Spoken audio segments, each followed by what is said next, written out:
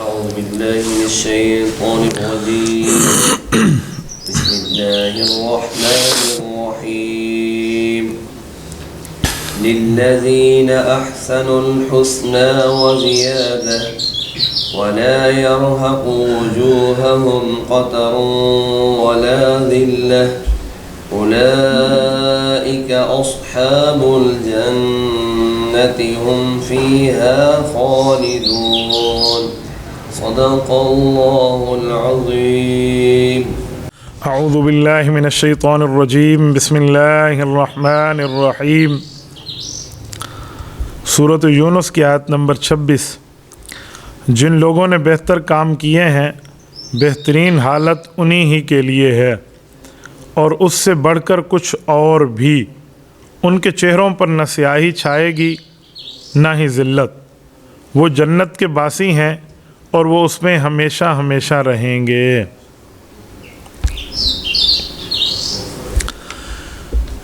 اس آیت کریمہ میں جنتی لوگوں کے احوال اور جنتیوں کی صفات کا ایک زاویہ بیان فرمایا گیا ہے۔ گزشتہ آیات کے درس میں ہم نے بات پڑھی تھی کہ رب کریم ان لوگوں کو جنت عطا فرماتے ہیں جن کو رب کریم نے ہدایت بھی عطا فرمائی اور ان کے اندر ہدایت کی طلب بھی ہے۔ خصوصاً آیت نمبر 25 جو کل ہم نے پڑھی واللہ یدعو الی دار السلام، اس آیت میں یہ تھا کہ اللہ تعالیٰ نے تمام دنیا کے لوگوں کو جنت کی طرف بلانے کی دعوت دی ہے کہ آپ آ جائیں۔ اس آیت کریمہ میں اس سے بڑھ کے ایک چیز ہے کہ دعوت تو سب کو ہے لیکن قبول اس نے کرنی ہے جس کے اندر ہدایت کی طلب ہوگی، اور پھر جو جنت جائے گا اس کی صفات کیا ہے، ان کا انعام کیا ہے، ان کا مقام کیا ہے، یہ اس آیت کریمہ میں ہے۔ اور ساتھ ساتھ آخری لفظ میں یہ بھی بتا دیا گیا کہ جنت میں ان کا قیام کب تک ہوگا۔ رب کریم فرماتے للذین احسنوا الحسنى وزیادہ کہ جن لوگوں نے نیکیاں کی ہیں، اچھائی کی ہے، بہترین حالت میں رہے ہیں، ان لوگوں کے لیے اچھائی تو ہے ہی، الحسنى اچھائی، وزیادہ اور مزید ان کے لیے کچھ بڑھ کے بھی ہے۔ تو یہ آیت دو چیزیں بتا رہی ہیں، ایک اچھائی اور ایک اچھائی سے بڑھ کر بھی۔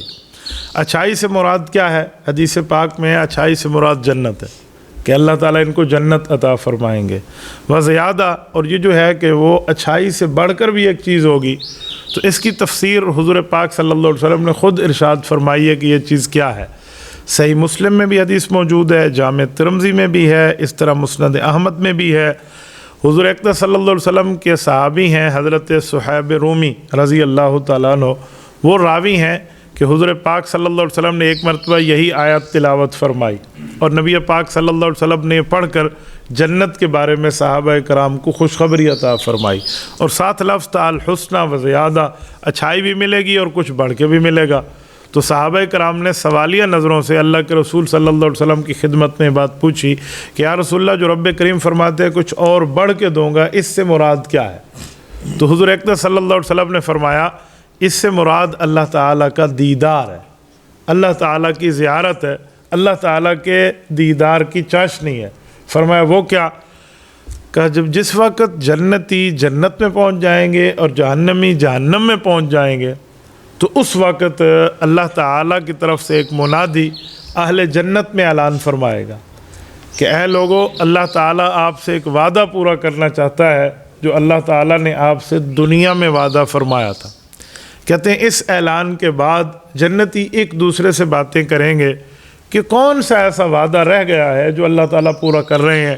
اللہ نے ہمیں ایمان دیا، اس ایمان کی وجہ سے اللہ نے ہمیں نجات عطا فرمائی، اللہ نے ہمیں جہنم سے بچایا، اللہ تعالیٰ نے ہمیں جنت عطا فرمائی، ہر قسم کی نعمتیں عطا فرمائی، نورانیت کے اختتام ہم پہ فرمایا۔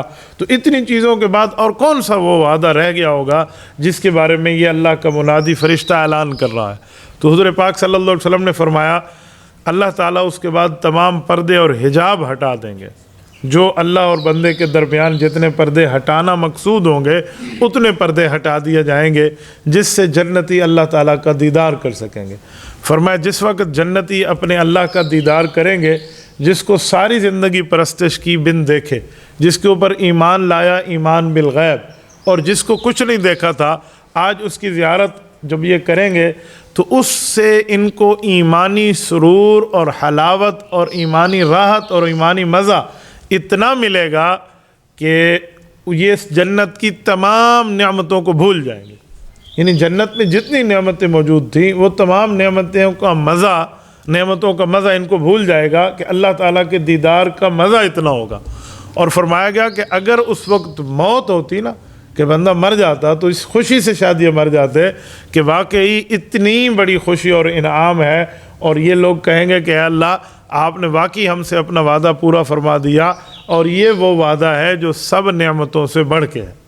حضور پاک صلی اللہ علیہ وسلم فرمایا، رب کریم یہ جو بات ارشاد فرما رہے ہیں للذین احسنوا الحسنی وزیادہ، کہ اچھائی کرنے والوں کے لیے اچھائی کا بدلہ ہے، تو بدلے سے مراد جنت ہے، وزیادہ اور مزید کچھ بڑھ کے ہے، اس سے مراد اللہ تعالیٰ کا دیدار ہے جو جنت میں عطا فرمایا جائے گا. دنیا میں کوئی بندہ اللہ تعالیٰ کو ان آنکھوں سے نہیں دیکھ سکتا، کیونکہ قرآن کریم کا اعلان ہے لا تدرکہ الابصار وہو یدرک الابصار وہو اللطیف الخبیر، کہ یہ آنکھیں دنیا میں رہ کے اللہ کو نہیں پا سکتی، اللہ ان آنکھوں کا خالق اور مالک ہے اور وہ جانتا ہے. حضور اقدس صلی اللہ علیہ وآلہ وسلم نے بھی اللہ تعالیٰ کا جو دیدار فرمایا ہے وہ اس دنیا میں نہیں فرمایا. نبی پاک صلی اللہ علیہ وآلہ وسلم نے بھی تو عرش پہ جا کے اللہ تعالیٰ کا دیدار فرمایا ہے. تو اس دنیا میں اللہ تعالیٰ کا دیدار ممکن نہیں ہے. جب منع کر دیا گیا تو منع کر دیا گیا.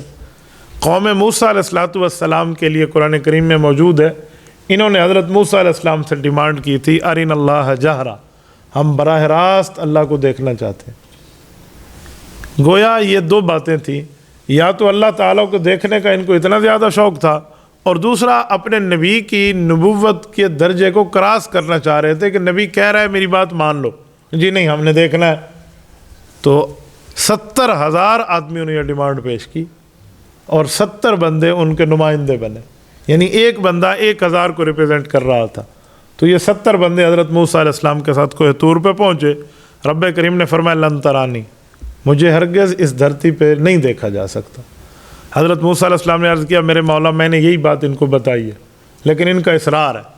تو اللہ نے فرمایا چاہیے کہ انظر الی الجبل، اس پہاڑ کو دیکھیں، اس پہاڑ پر میں اپنی تجلی اتاروں گا. تو قوم کہنے لگی اچھا ہم پہاڑ کو دیکھیں تو کیا ہوگا؟ تو قرآن کہتا ہے ان استقر مکانہ، یہ پہاڑ تجلی خدا نازل ہونے کے بعد اگر اس جگہ پہ قائم رہا نا تو پھر تم اللہ کو دیکھ سکو گے. ذرا پہلے پہاڑ کو دیکھ لو. تو انہوں نے پہاڑ کو دیکھا، اللہ تعالیٰ نے خاص تجلی اس پہ نازل فرمائی. حضرت موسیٰ علیہ السلام بے ہوش ہو گئے.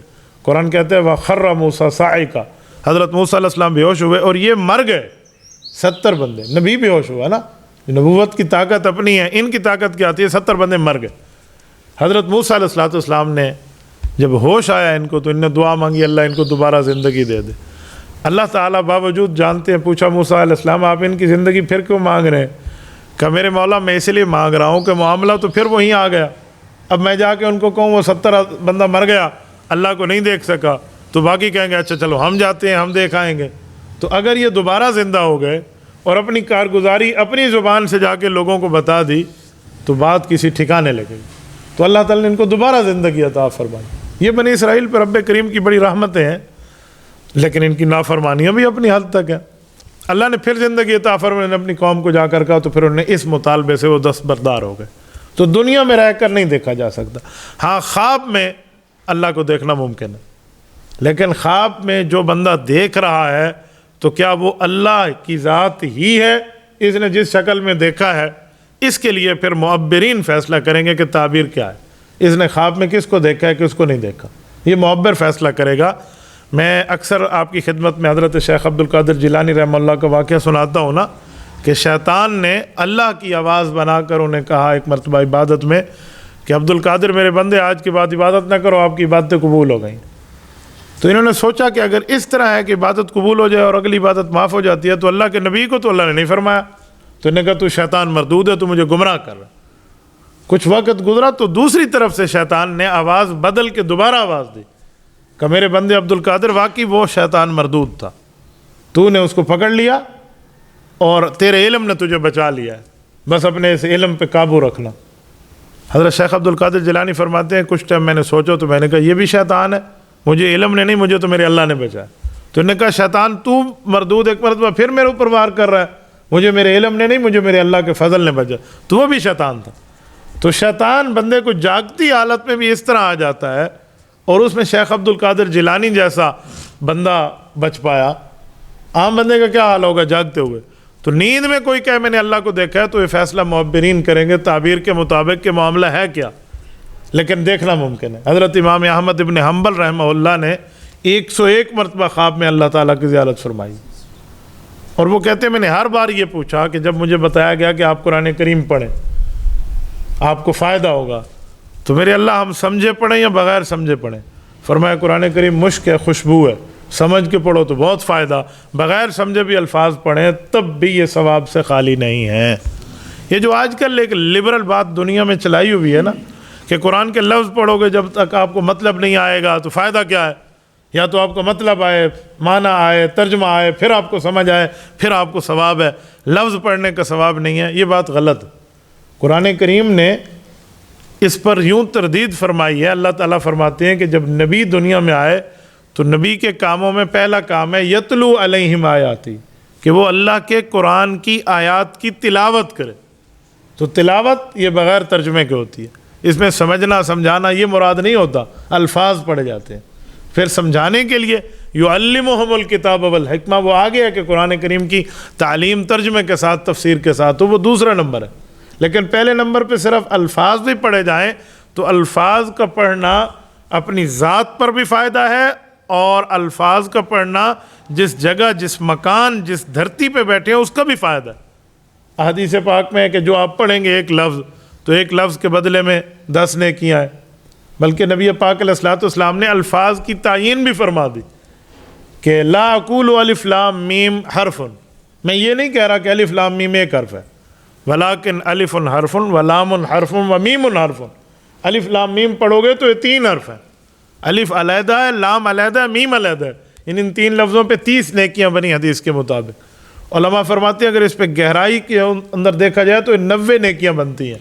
کیوں؟ الف میں بھی 3 لفظ ہیں، الف لام فا، لام میں بھی 3 لفظ ہیں، لام الف پھر میم، میم میں بھی 3 لفظ ہیں، میم یا میم.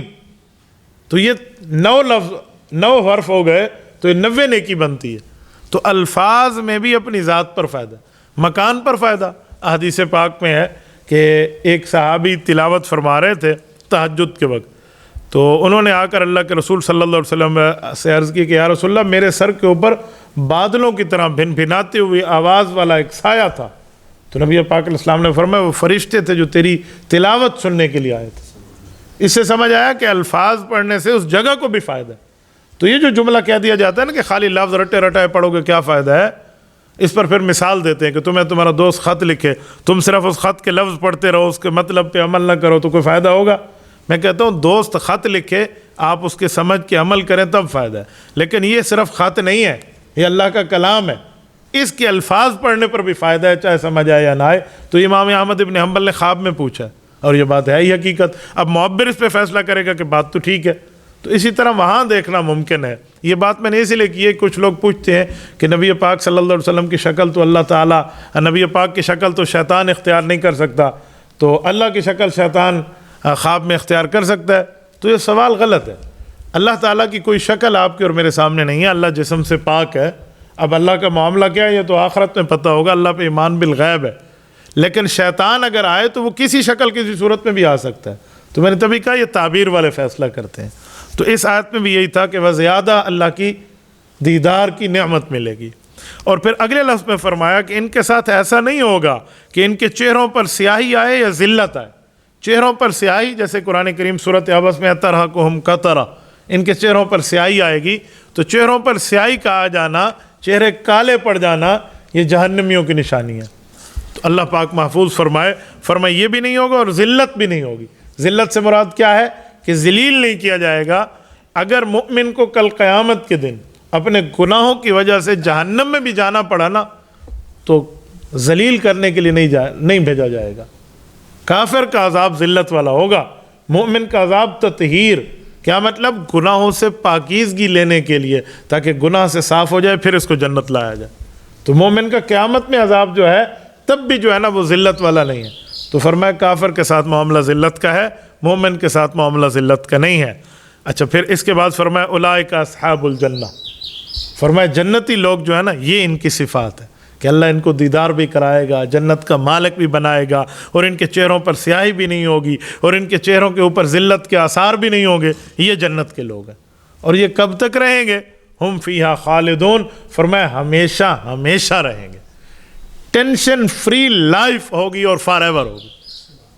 مجھے بتائیں اس سے بڑھ کے نعمت اور کون سی ہے کہ زندگی میں کبھی کوئی تکلیف آئے نہیں، بیماری آئے نہیں، کوئی دکھ ہو ہی نہیں، کسی قسم کا کوئی جو ہے نا کیا کہتے ہیں تکلیف کا معاملہ نہ ہو، اور بندہ ہنسی خوشی اپنے خاندان کے ساتھ زندگی گزارے، جس میں نہ کسی رزق کی پریشانی کا معاملہ ہو، نہ کوئی بدامنی کا معاملہ ہو، نہ کوئی دہشت گردی کا معاملہ ہو، نہ کسی جگہ بندے کو مال لوٹ جانے کا معاملہ ہو، نہ بندے کو بیمار ہو جانے کا ہو، نہ موت کا خوف ہو۔